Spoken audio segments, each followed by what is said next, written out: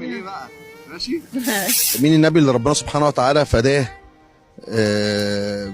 بالخروف؟ سيدنا اسماعيل. برافو. سيدنا اسماعيل. برافو. قلت صح. الف مبروك. الله يخليك. مصطفى. ستي ايه بقى؟ اسمي حضرتك ايه الاول؟ أميمة محمد أحمد. أميمة؟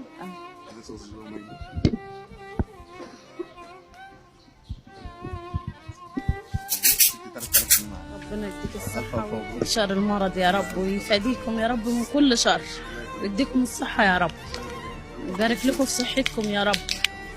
ربنا يديكم الصحة يا رب، ويبارك لكم في صحتكم يا رب، بحق جاه النبي يا رب، ويكرمكم يا رب من كل شر. احنا بنمسك كل واحدة شارع، بس أنا بجيب يعني حبة رجول أسترزق فيهم برضه، لأن المرتب ضعيف. شوية رجول فراخ ببيعهم عندنا في الحتة يعني، إن احنا مرتبنا ضعيف 600 جنيه، ما بيعملش حاجة يعني، فبجيب حبة رجول أسترزق فيهم جنب المرتب عشان مصاريف العيال وكده. عندك كام عيل؟ أنا عندي 3 عيال.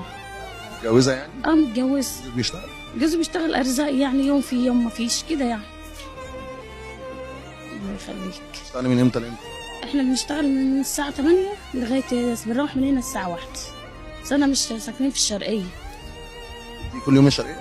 بعربية بتجيبنا وتودينا كل يوم. الشرقية؟ عند القاهرة هنا؟ لغاية هنا.